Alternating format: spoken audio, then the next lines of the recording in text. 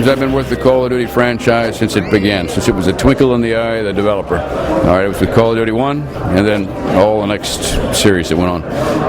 What I do for them is they're very good. They're very passionate on researching for the topic.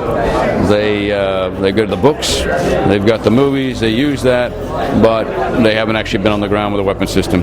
They don't understand the tactics the way it would talk. So I'm able to give the last little bit of fidelity on making sure the game is as close as possible to what you would hear, feel, sound like as a real soldier in a game.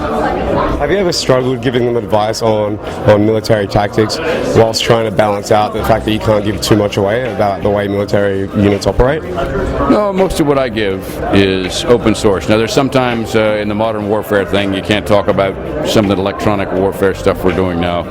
And yeah, I just back off from it and say this is something you probably should not know about.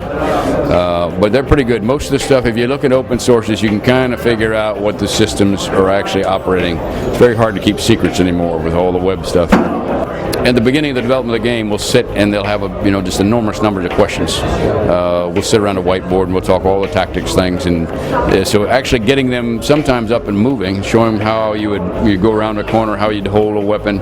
I'll do a little bit of that. Most of it's me showing them rather than them actually doing that. If I had my way, I'd take them all to the field and I'd torture them for about 3 or 4 weeks, make them lay in the mud. Not because they'd make a better game, because it would amuse me. But they hadn't had the time for that. They've always trying to get right to the game, make that kind of thing. So I do take them to the beach occasionally, make them run, make them do fireman's carries. How does that help make a better game? It amuses me, and therefore, when I'm amused, I think they make better games. Okay, now, you said that you've been with the franchise since the beginning. What are your thoughts on the way the franchise has evolved, starting at World War II, going into the future, now going back into a fictional conflict in the 80s/90s?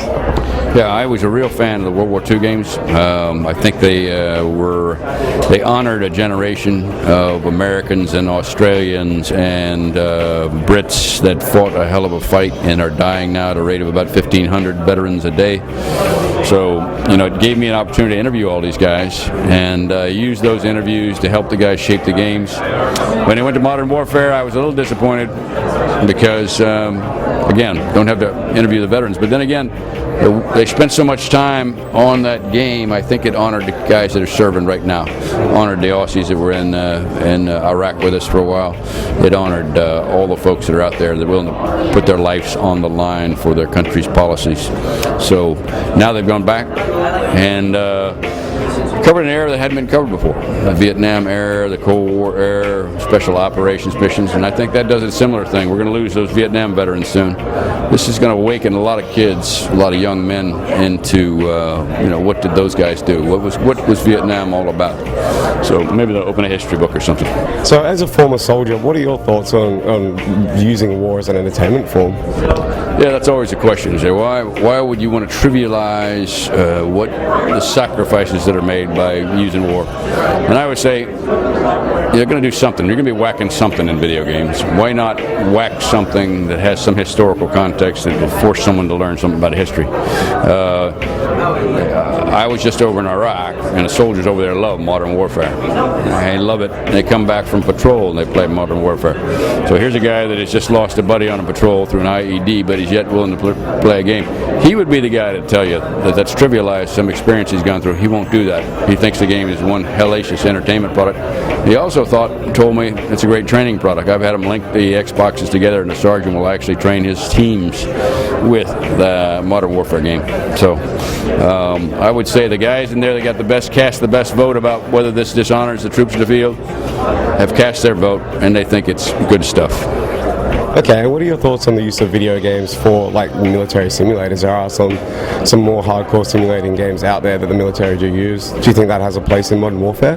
Oh, absolutely. I mean, if you can save the ammunition, one single round of Javelin, I think, cost about $90,000 or some kind of phenomenal number. So you can't shoot a lot of those. So obviously, if you can get the same effect, looking down the scope, lining up a target, pushing the button, and train that way with a video game simulation, you're going going to save a lot of money. It makes only sense. You're always going to have to get out and do things. People say, why can't you just train clear in the room with the video games? I said, well, you can, but you better get out there and do your timing, your routines, your magazine changeover for real, or you won't have it down.